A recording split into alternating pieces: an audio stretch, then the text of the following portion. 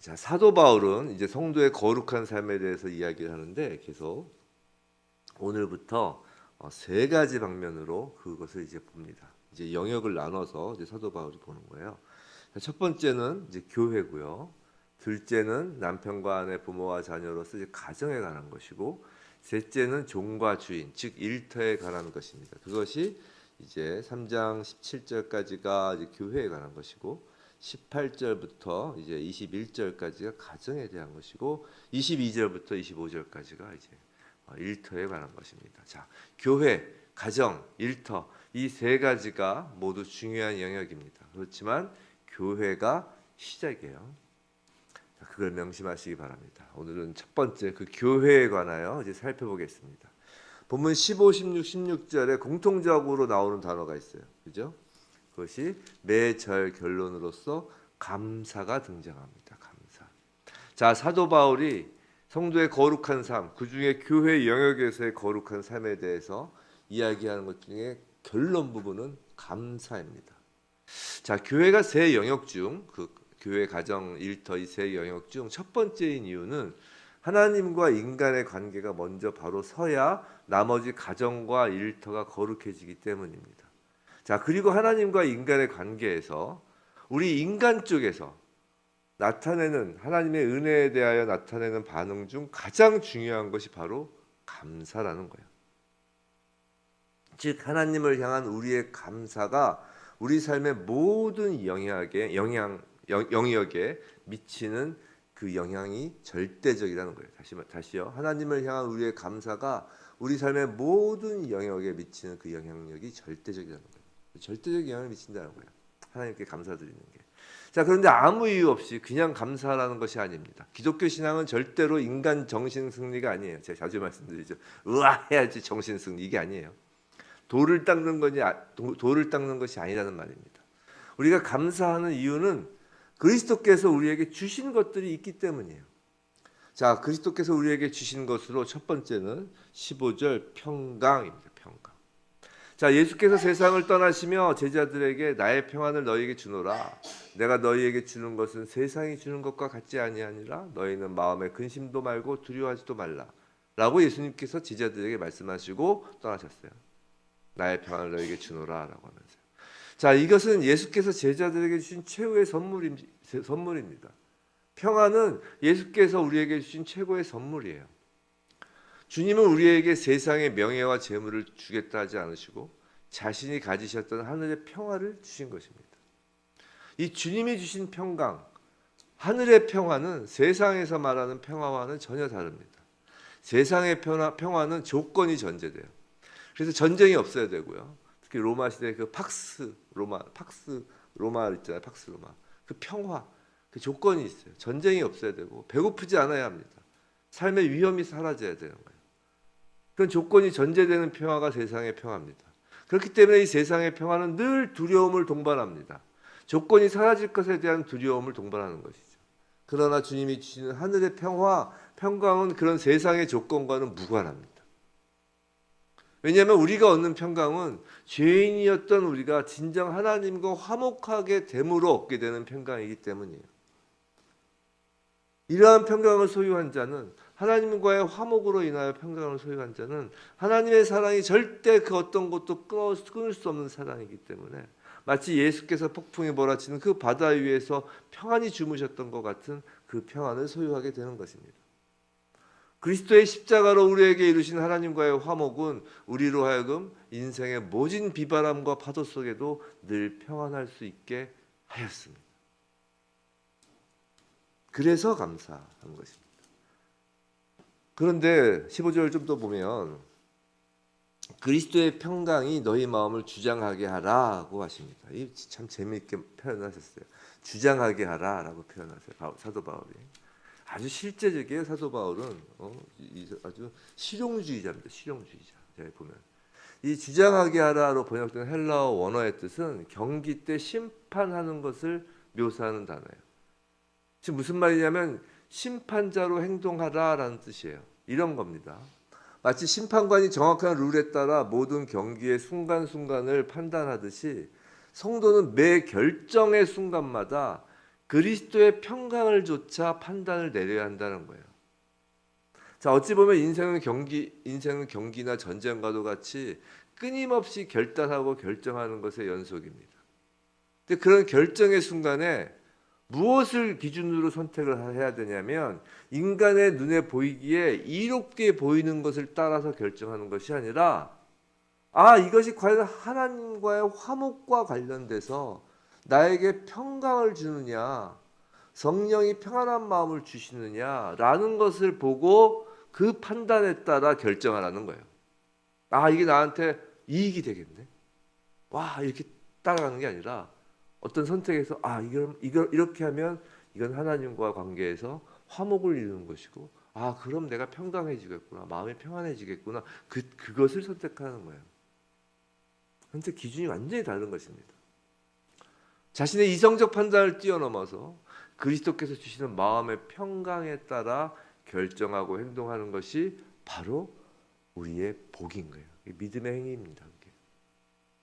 그리스도께서 주시는 이 평강이라는 것은 그저 산속 움막에서 좋다라며 정신 승리하는 것도 아니고 두 손 놓고 지내는 것도 아닙니다. 하늘의 평강이라는 건 그냥 이런 것이 아니라는 거예요.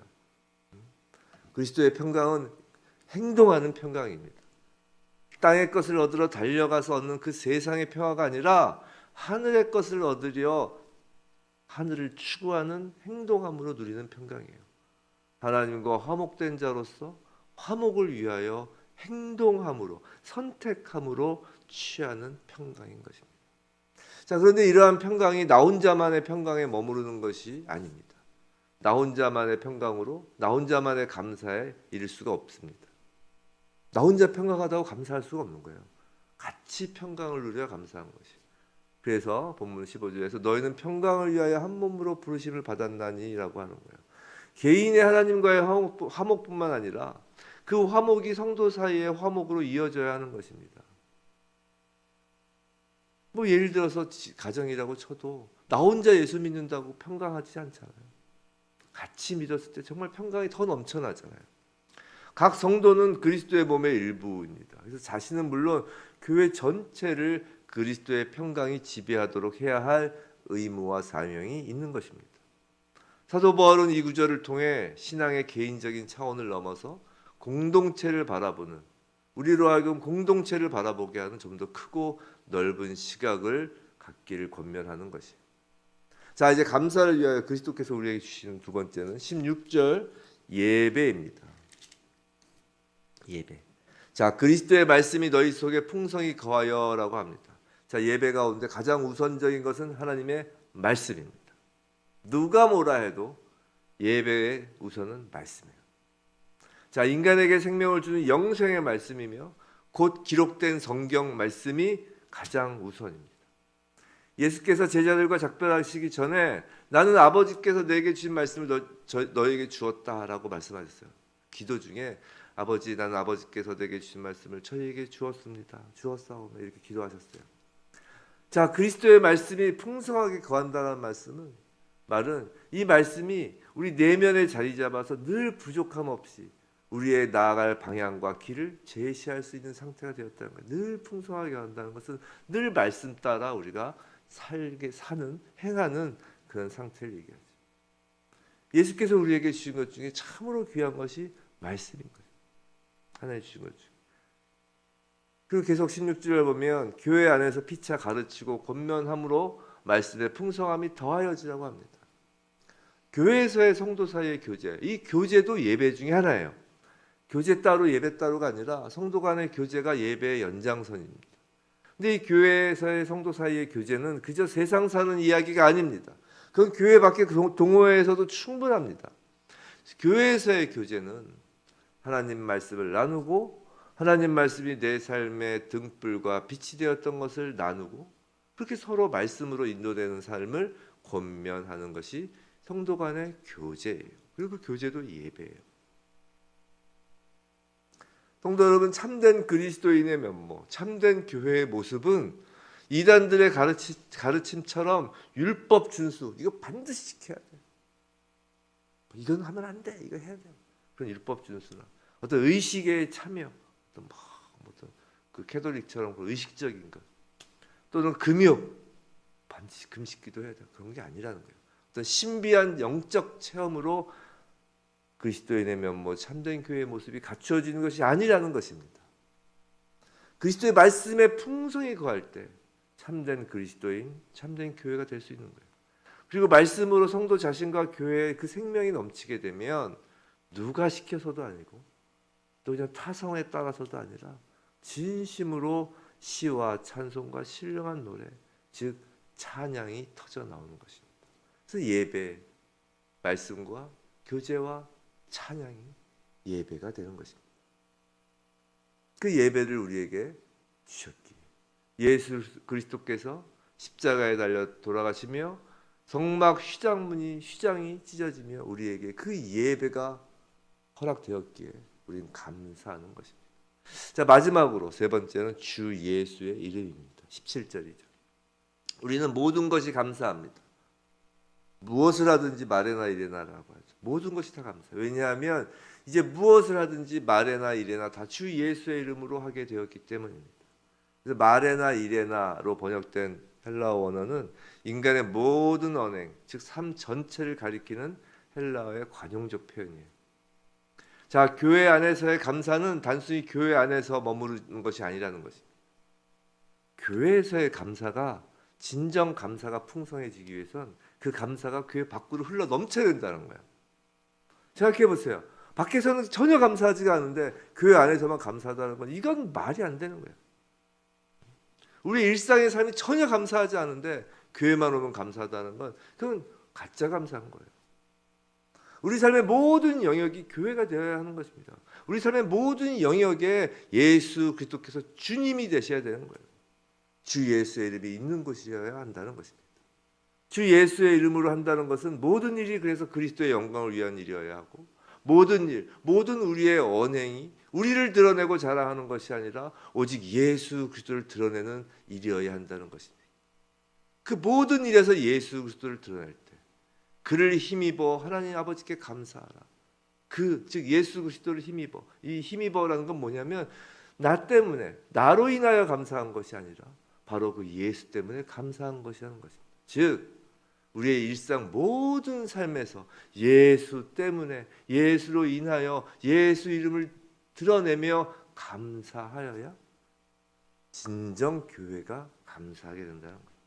그리스도인의 감사는 모든 일에서 감사하게 된다는 것입니다. 성도 여러분, 교회는 감사가 넘치는 곳입니다. 하나님은 우리가 교회이기를 원하시고 교회의 몸으로서 예수 그리스도를 내어주셨어요. 교회 안에는 주님이 주신 하늘의 평안이 있습니다. 왜냐하면 우리 주 예수 그리스도 안에 하나님의 평안이 있기 때문입니다. 이걸 믿으시기 바랍니다. 그 어느 곳에서 평안이 있는 것이 아니라 주 예수 그리스도 안에서 평안이 있는 것입니다. 말씀과 찬양이 넘친 예배가 있습니다. 예배의 주인은 우리 주 예수 그리스도이십니다. 주님이 주시는 말씀이시고 우리는 주님을 향한 찬양입니다. 주님 안에서 성도 간의 교제입니다. 또 무엇보다 주님의 통치와 영광이 있습니다. 모든 곳에 우리의 삶의 모든 곳에 주님의 통치와 영광이 있습니다.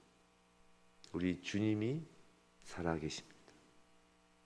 주님 한 분만으로 우리는 늘 감사할 수 있습니다.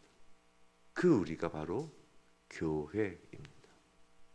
부디 주님께서 우리에게 감사의 원천으로 주신 주님의 몸된 교회를 늘 사랑하며 그 안에서 늘 하나님께 감사하는 우리 모두이길 주님의 이름으로 축원합니다.